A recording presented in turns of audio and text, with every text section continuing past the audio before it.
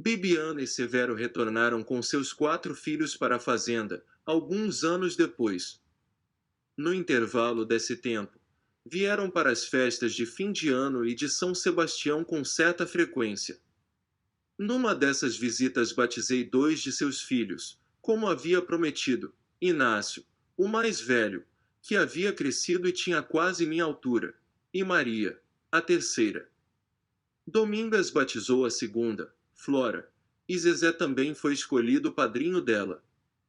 Santa, filha de Tonha, batizou Ana, a caçula, que havia recebido o nome de nossa avó, e que já havia completado 3 anos. Minha mãe havia viajado para fazer o parto da segunda, e também acompanhou Bibiana no hospital no parto das 2 últimas. O ano do regresso foi o ano em que chegou a primeira televisão à fazenda. Ela havia sido dada a Damião por um dos filhos, que trabalhava na cidade. Era uma televisão em preto e branco com uma caixa cinza, com antenas que mal serviam e uma esponja de aço na ponta. No começo, víamos mais os chuviscos do que qualquer imagem. Depois chegou a primeira antena parabólica, um prato grande virado para as estrelas. Damião disse a meu pai, numa de suas visitas ao Jaré.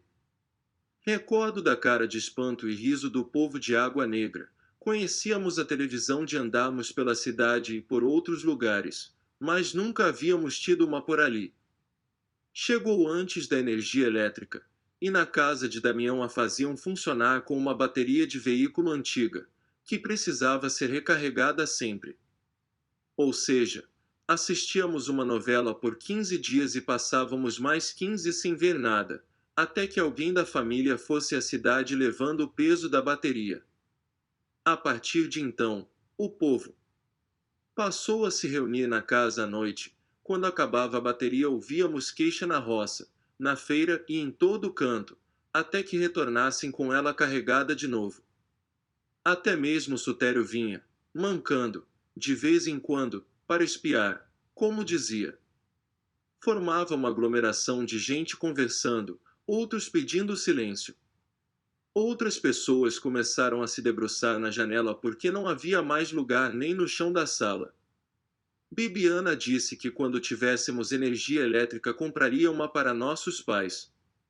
Antes do retorno de minha irmã, havíamos passado por novos tempos de cheia estiagem. Aos poucos, a paisagem foi mudando também. As grandes roças que os homens trabalhavam foram reduzidas, ano a ano. A família Peixoto já não tinha interesse em produzir. Um dos irmãos, que ficava à frente do trabalho instruindo o Sutério, havia falecido. Já tinha a idade avançada e os filhos pareciam não ter interesse de continuar cuidando da fazenda. As estiagens tinham sido duras, não se plantava mais arroz, eles diziam que faltava dinheiro para comprar adubo e sementes. As únicas coisas que vicejavam eram as nossas roças na vazante, os marimbus, a televisão de Damião e as brincadeiras de Jaré. Meu pai estava envelhecendo, se encurvando com o tempo, os cabelos ficando brancos de forma lenta, mas ainda trabalhava de domingo a domingo. Não falava em parar. Ele e outros trabalhadores pioneiros que chegaram nos primeiros anos à Água Negra estavam se aposentando. Foram orientados pelo próprio Sutério a requerer o benefício ele mesmo sem registro de trabalho, confessou, o que era de muita ajuda e mudava em parte a situação dos moradores. Passaram cópia do documento do imposto da terra de mão em mão para que os mais velhos pudessem ter o que nunca tiveram, como se todo o tempo de espera e trabalho tivessem sido para este momento derradeiro, quando iriam receber seus parcos recursos no banco da cidade. Era como se, passado tanto tempo trabalhando sem qualquer remuneração, agora entendessem que tinham direito a receber um ordenado todo mês. Continuavam a trabalhar nos seus roçados, a cultivar seus alimentos, muitos continuavam a montar banca na feira da cidade, mas não existiam mais as empreitadas fatigantes que retiraram a saúde de muitos e que significavam a servidão dos antigos, dos avós e bisavós, a sujeição que gostariam de poder esquecer. Apesar das mudanças lentas, Muitas interdições impostas pelos fazendeiros ainda continuavam a valer. O dinheiro não era usado para a melhoria das casas que continuavam a ser de barro, continuávamos sem poder construir casa de alvenaria. Mas o povo começou a melhorar o seu interior, colchões de espuma para substituir os colchões de palha de milho, uma cama, mesa e cadeiras, remédios, roupas e alimentos. Panelas e colchas que os ciganos vendiam de tempos em tempos em nossas portas. Bibiana havia se formado professora, falava diferente, bonito, via orgulho de meu pai ao vê-la ensinar aos filhos. Dizia que queria a filha professora da escola de Água Negra.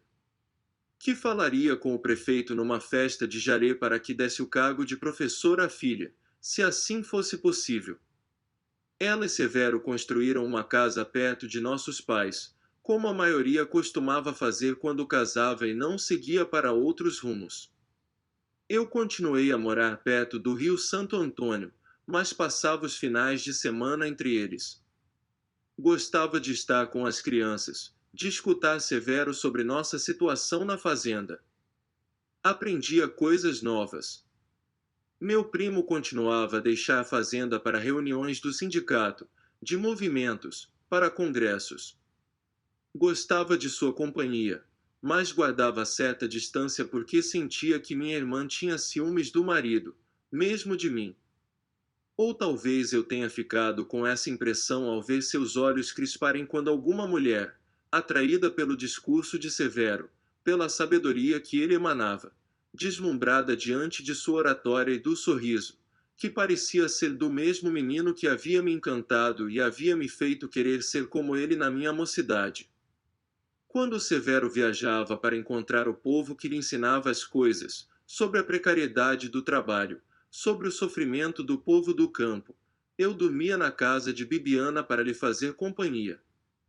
Inácio, meu afilhado, já era menino crescido, tinha corpo de homem, gostava de me ajudar a plantar no quintal de casa.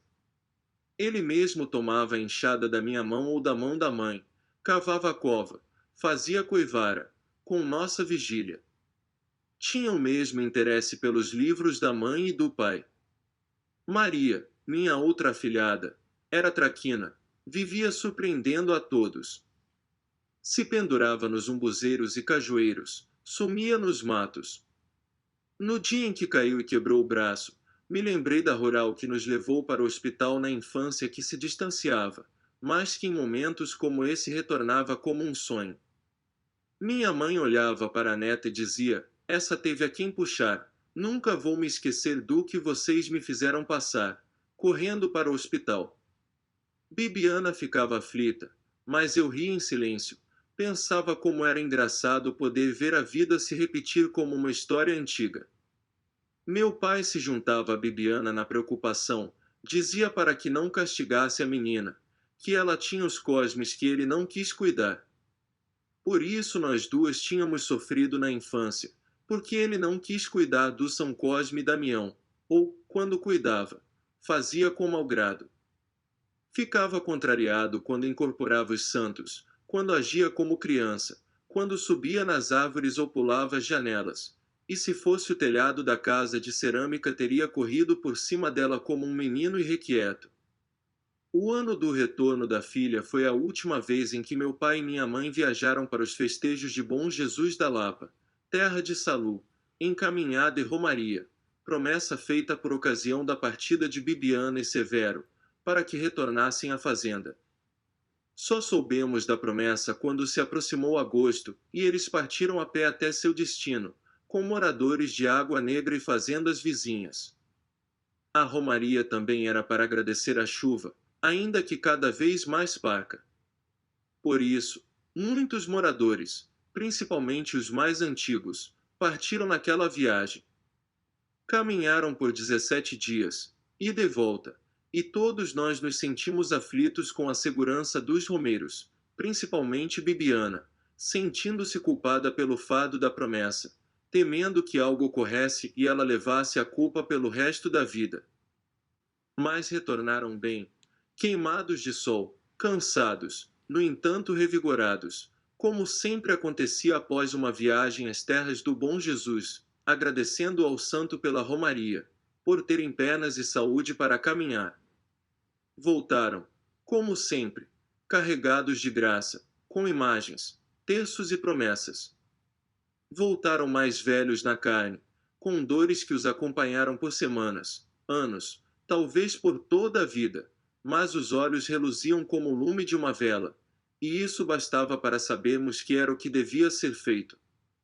Mas depois dessa viagem, meu pai nunca mais foi o mesmo.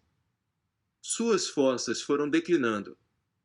Talvez a força despendida numa caminhada tão longa como aquela fosse demais para a sua idade. Minha mãe retornou com o corpo abatido, mas Zeca Chapéu Grande voltou muito mais fraco. Sentir o sol no caminho do asfalto, entre rezas e encantos, reviver a caminhada que o trouxe à Água Negra, talvez a emoção de ver o santo, filhos e netos à sua volta, houvesse preparado seu corpo para a partida.